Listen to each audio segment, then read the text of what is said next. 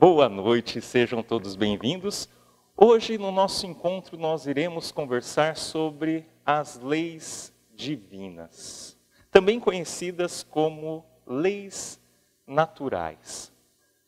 Essas leis, meus amigos, todos nós estamos, queiramos ou não, atingidos por estas leis, que são as leis divinas. Seja quando nós estamos aqui encarnados, ou quando nós retornamos à pátria espiritual, quando nós deixamos aqui o nosso corpo físico e retornamos, as mesmas leis servem. E há algo muito importante. Toda vez que nós nos afastamos das leis divinas, sofremos. Toda vez que nós nos afastamos da lei de Deus, nós sentimos um vazio. Ficamos tristes, infelizes. E aí o que surge? A dor. E a dor, queira ou não, ela é importante para nós. Porque a dor, quando sentimos, nós despertamos um pouco. Por vezes, relembramos que existe algo a mais do que o aqui e agora, a matéria, o dia a dia. Lembramos que existe um Deus, lembramos que somos, na verdade, espíritos. E estamos aqui apenas durante um período de tempo para passar por algumas situações, para que o nosso espírito aprenda e retorne para a verdadeira pátria. Quando sentimos dor, ela funciona como se fosse um campo invisível, onde a gente bate nesse campo e retornamos para o caminho correto. A dor bate e normalmente a gente começa a pensar sobre a nossa vida. Às vezes estamos sentindo-nos vazios, tristes, e continuamos vivendo. Um dia após o outro, um dia após o outro, um dia após o outro, e aquilo começa a aumentar, a incomodar, bate na dor. Ai, meu Pai, me ajuda. Há quanto tempo não lembrava da existência de Deus? Olha como a dor, ainda para nós que somos imperfeitos, como a dor é importante para nós voltarmos ao caminho correto. E essas leis divinas, elas são eternas e imutáveis. Ou seja, elas existem desde todo sempre. E nunca, sob qualquer tipo de argumento, em qualquer época da história, nunca elas foram ou serão alteradas. Não existem exceções nas leis de Deus. Já nas leis humanas, nossa, quantas exceções, quantas modificações, a toda hora, a todo momento. E por quê? Deus é perfeito. Suas leis são perfeitas. Nós somos perfeitos? Não. Nossas leis são perfeitas? Não. Normalmente as leis humanas servem para uma determinada região durante um intervalo de tempo. E conforme vai acontecendo o progresso que é uma lei divina, todos nós estamos progredindo, ninguém retrogradará. Essas leis, com o passar do tempo, vão sendo alteradas, vão sendo modificadas. Vou citar para vocês um exemplo de uma lei criada há muito e muito tempo. Estamos falando do ano de 1772, antes de Cristo. Em uma das obras mais antigas que se tem conhecimento, a compilação de lei quiçá mais antiga que se conhece, que é chamado o Código de Hammurabi. O rei Hammurabi, em 1772 antes de Cristo, redigiu ali algumas normas. E na seção de número 230, ele cria uma regra. O que diz a seção 230 do Código de Hammurabi? Fala o seguinte: se uma casa for mal construída, cair e matar o filho do dono, o dono desta casa pode matar o filho do construtor. Uau, como é que é? Cara, foi construir uma casa, caiu, matou o filho do dono da casa. Esse proprietário que teve seu filho morto poderá, dentro da lei, matar o filho do construtor. Gente, que coisa absurda. Pois é.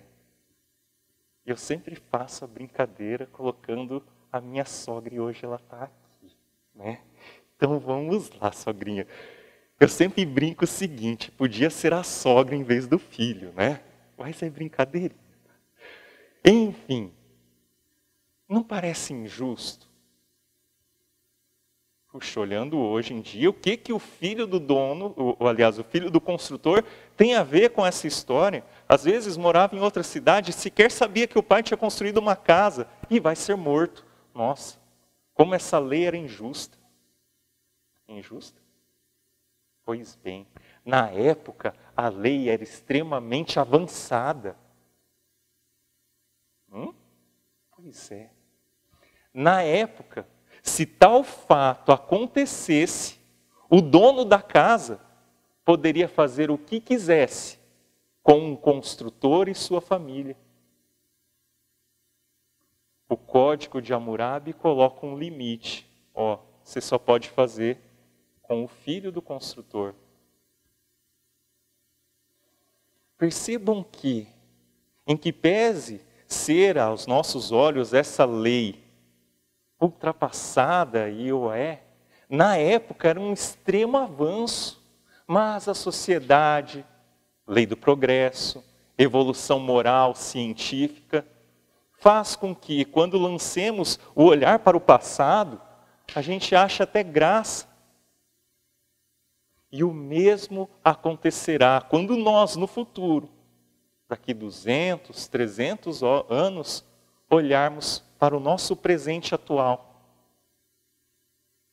Não só no aspecto jurídico, de lei, mas também moral. Estamos evoluindo, sem sombra de dúvida. E teremos um encontro aonde estudaremos sobre a lei do progresso. Compete a nós também falar sobre uma história muito bonita que encontramos na obra Alvorada Cristã, psicografia de Chico Xavier, pelo espírito Neio Lúcio, capítulo 8, que fala sobre o juiz reto. Olha como foi essa história. Existia um juiz muito correto àquela época, muito justo. E foi trazido a ele dois personagens, Jonathan e também Zorobabel. Quem era Jonathan? Quem era Zorobabel? Jonathan era um negociante, um negociador da época. E Zorobabel, um mendigo. Jonathan chega ao juiz e conta o que aconteceu. Doutor juiz, este mendigo aqui me enganou, gravemente me enganou. Ele vendeu para mim, por 5 moedas de ouro, um colar de pérolas falso, que dizia que custava 5.000 moedas. Eu achei que estava fazendo um excelente negócio. Aí eu descobri, aquele colar de pérolas não valeria nem 2 ovos cozidos. Fui enganado. Ele merece ser castigado. Como um bom juiz, ele pede para escutar o mendigo. Diga o que aconteceu, Zorobabel. E ele, de imediato, assume sua culpa, dizendo, realmente o enganei. Devo ser punido. Mas permita-me explicar o que estava acontecendo. Atualmente, sozinho, tenho 2 filhos doentes, acamados. Há tempos estou procurando emprego, mas por conta da minha idade, das roupas que uso, sou um mendigo. Ninguém me dá uma oportunidade de trabalho. Eu enganei. Mereço ser punido, mas eu digo, doutor, assim que possível, irei devolver as 5 moedas. Diante disso, o juiz dá a sua sentença. Ao mendigo, 5 bastonadas em uma sala fechada, para ele aprender a nunca mais assaltar os outros. A Jonathan, o negociador, 20 bastonadas em praça pública, para aprender a não mais abusar dos humildes. O quê? Que absurdo! Que absurdo! Iniquidade, iniquidade! Gritava Jonathan. Eu fui enganado! Como eu serei punido deste tanto? O juiz, com seu martelo, bate a mesa. Vou explicar a sentença.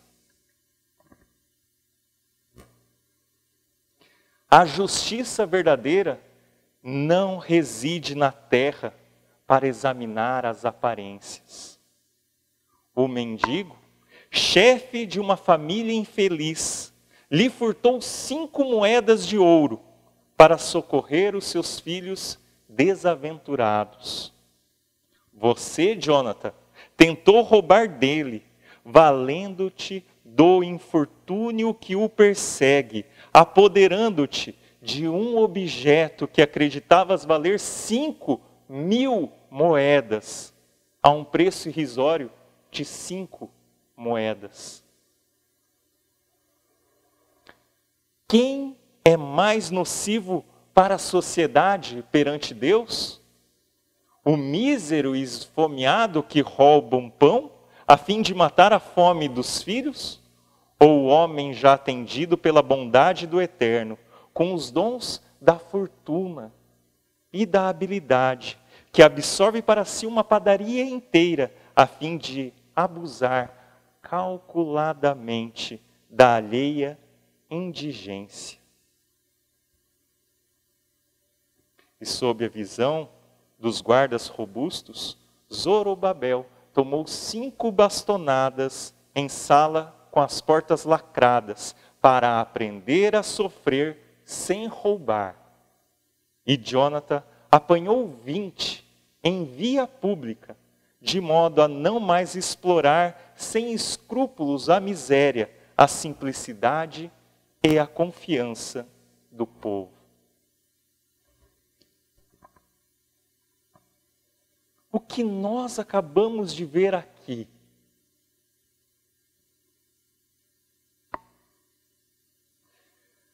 vamos fazer uma viagem. Vou tocar agora para vocês uma questão importantíssima do Livro dos Espíritos, questão 621. Em qual lugar está escrita a lei de Deus? O Livro dos Espíritos eram questões que Kardec formulava a espiritualidade e essa trazia as respostas. Aonde está a lei de Deus? Aonde está escrita a lei de Deus? No Código de Hammurabi? Na Bíblia?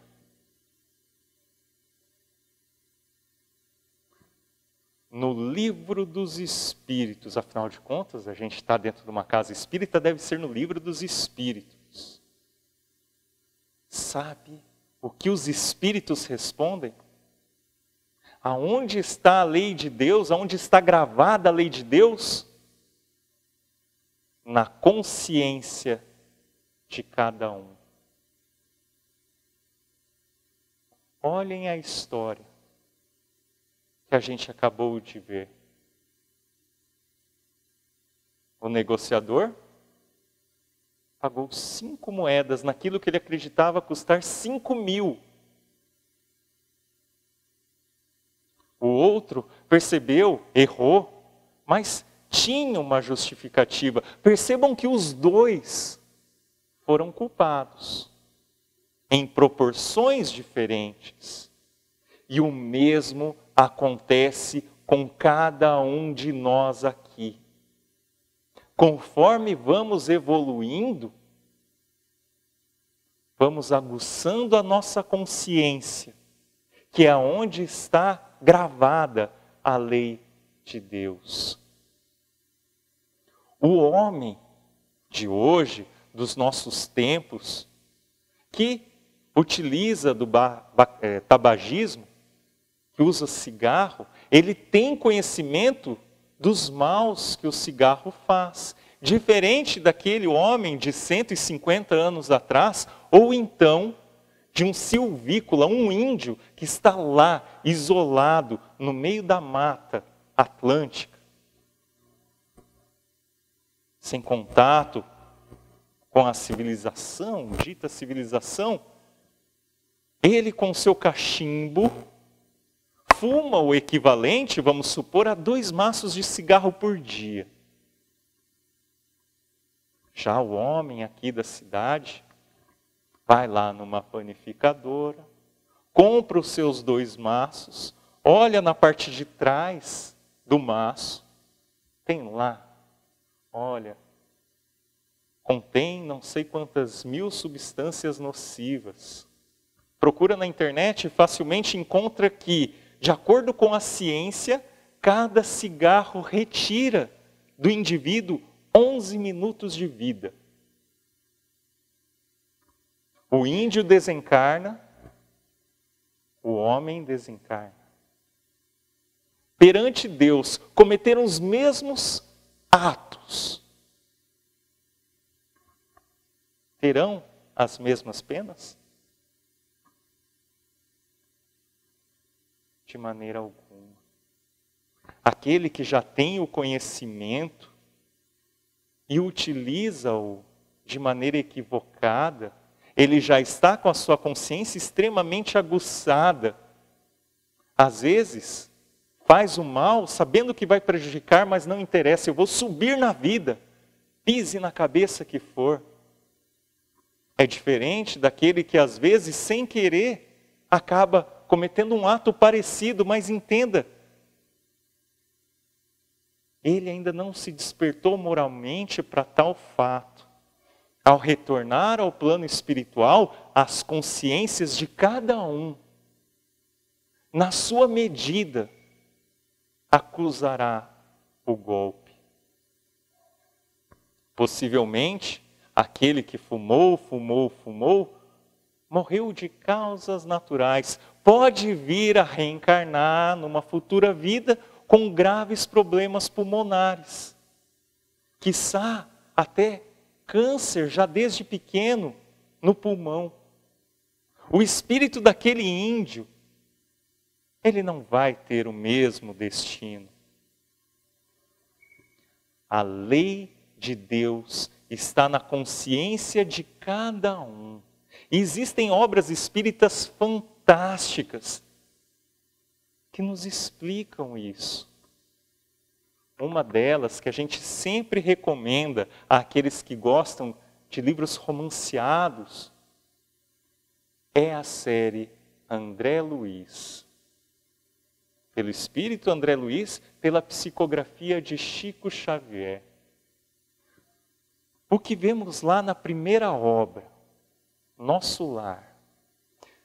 No meio espírita, normalmente a gente até chama André Luiz como repórter espiritual, que nos traz as informações, fala como foi ali seus momentos pós-retorno ao plano espiritual, como é a vida lá, contando para nós, olha que lindo, a doutrina espírita, tudo racional.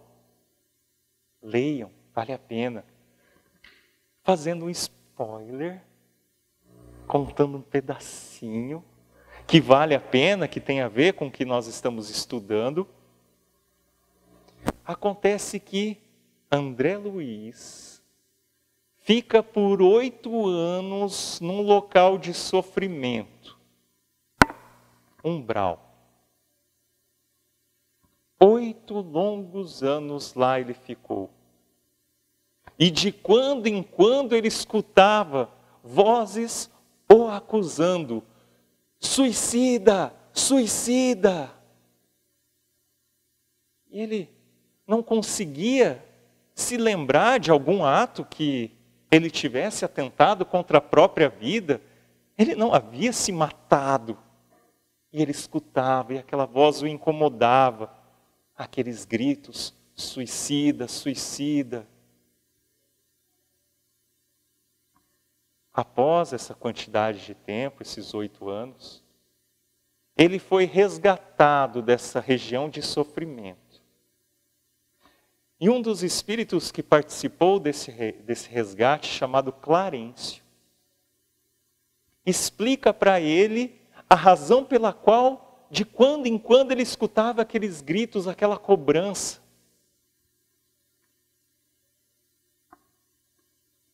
Eram os abusos que ele havia cometido com o álcool, com a alimentação e inclusive com os abusos sexuais. Ele havia contraído inclusive sífilis em uma de suas aventuras. E isso reduziu a quantidade de vida física que ele teria na terra. O corpo dele era para ter vivido 8 anos a mais. E indiretamente, ele se suicidou. Um suicídio indireto, reduzindo a sua vida terrena. Olha como as nossas atitudes vão refletir e refletem. Devemos ter muito cuidado e pensar sempre nas atitudes que estamos tendo. Por quê? E isso tem que entrar na nossa cabeça de uma vez por todas. Nós todos aqui somos espíritos. Quando você se olha no espelho, você está vendo o seu corpo físico, vai ficar. Nós somos a inteligência, o espírito. Nosso corpo vai ficar, nossa condição social vai ficar, o nosso carro, a nossa casa. Temos que viver, sim, aqui na terra, na matéria, passando pelas experiências que tanto nos ajudam a evoluir, claro, mas sempre com os olhos, com a mente voltada àquilo que nós realmente somos, espíritos. É isso que nós somos.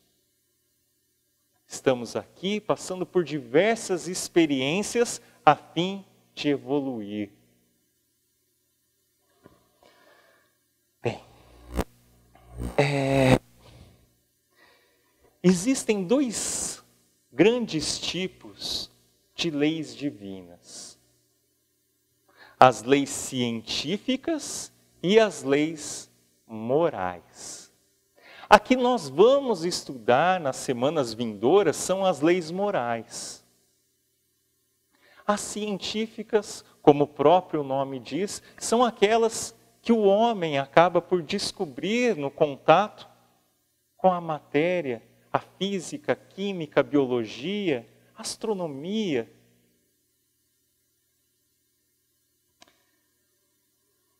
E a espiritualidade nos alerta que nós todos teremos amplo conhecimento das leis divinas, morais e científicas. Será possível, em uma só vida, eu alcançar a perfeição moral? E a perfeição científica, será possível? Eu, que hoje trabalho no campo jurídico, saber sobre química, física quântica, sobre os detalhes do corpo humano. Não é possível. Teremos que passar por muitas vidas, aprender moral, aprender ciência. Eu hoje, no corpo de um homem, em outra vida posso vir num corpo feminino, mas hoje num corpo de homem, mesmo tendo filho, eu não vou conseguir entender o amor que uma mãe tem pela sua criança, carregando-o por 9 meses, quase um espírito dentro do outro. A gente sabe que não é possível, mas próximos, um influenciando o outro durante tanto tempo, nasce aquele amor. O amor que a espiritualidade diz que é o mais próximo daquele que Deus tem conosco, que é o amor de uma mãe para com seu filho. Sendo homem, não saberei como é. Por isso das experiências. Por isso, ora com saúde, ora não. Ora em uma condição financeira boa, a contraturno, sem condição financeira. Experiências, e o espírito evoluindo, crescendo, e devemos sempre ter na mente que a verdadeira felicidade não vamos encontrar no mundo físico, mas sim no espiritual. Há 160 anos atrás, nascia a doutrina espírita. Aonde? França. Paris. Na época considerada a capital do mundo.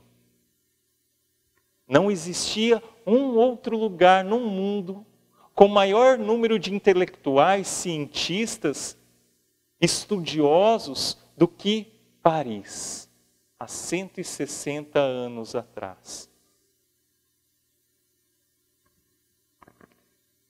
A humanidade passava por um período aonde os cientistas tinham certeza que podiam explicar tudo. E os cientistas riam dos religiosos. Olha esses religiosos, olha quantas explicações fantasiosas sobre a vida. Quantas explicações fantasiosas. A ciência diz que é assim. Eles pregam coisas totalmente desconexas com a ciência. E os religiosos maldizendo os cientistas. Nesse grande sopão de letrinhas surge a doutrina espírita, de uma maneira interessantíssima. Já estudamos, vale a pena ver as nossas aulas anteriores, quando dissemos do período Quando surge a doutrina espírita, acontece algo que nunca antes havia acontecido. Ciência estava de um lado, religião do outro. A doutrina espírita veio e pegou na mão dos dois. Ciência e religião juntas. Uma explicando a outra, uma complementando a outra.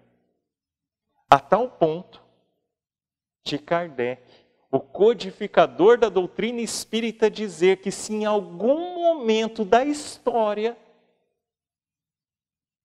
a ciência falar algo, que o espiritismo fala o contrário, abandone a doutrina espírita e fique com a ciência.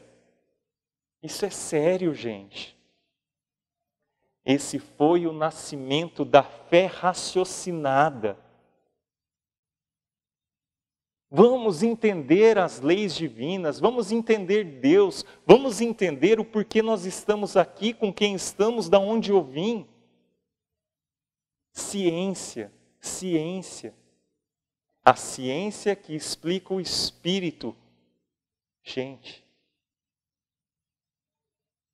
aproveitem essa linda oportunidade que estamos tendo de poder fazer o estudo da doutrina espírita.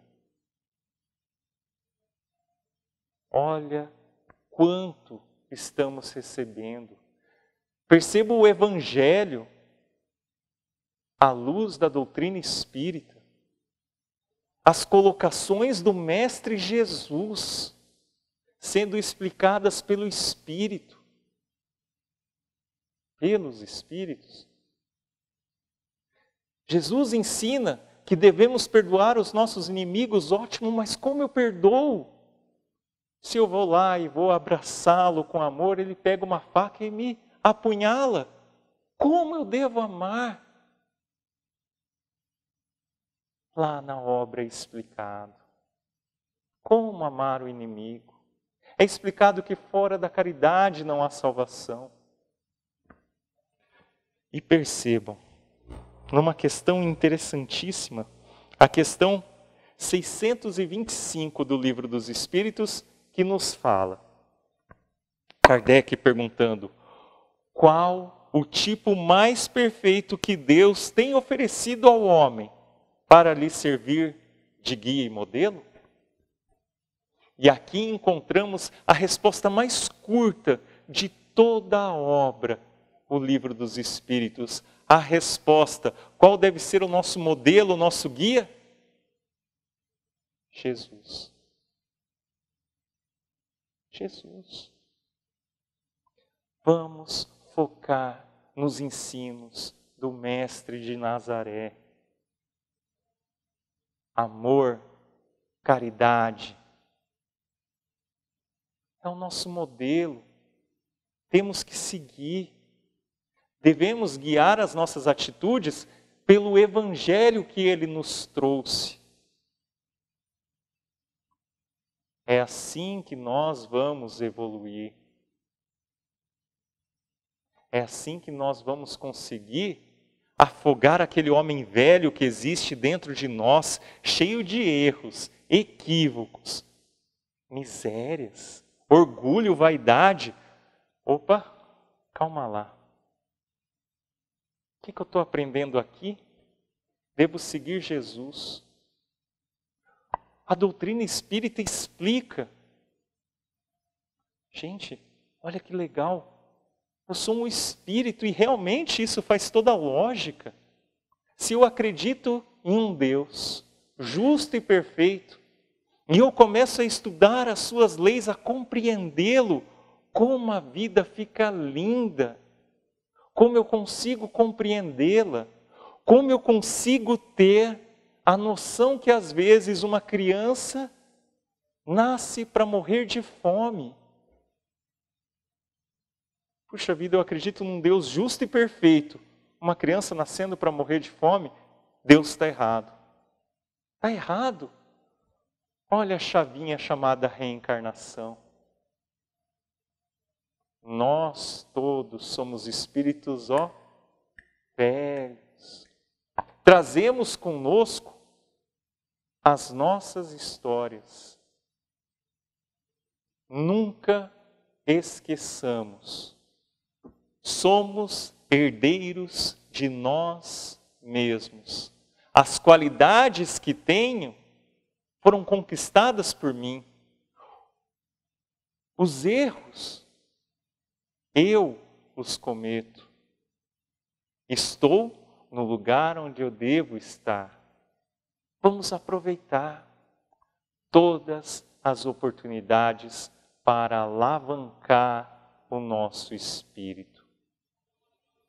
E nas semanas vindouras, iremos estudar cada uma das leis morais. Quais são? Lei da adoração. É interessante. Será que é lícito, é válido eu rezar perante a imagem de Nossa Senhora ajoelhado? Será? Sim ou não? Cenas da segunda-feira que vem. Iremos estudar a lei do trabalho, a lei da reprodução, conservação, destruição, sociedade, progresso, igualdade. Lei da igualdade? Você liga a televisão, Theo.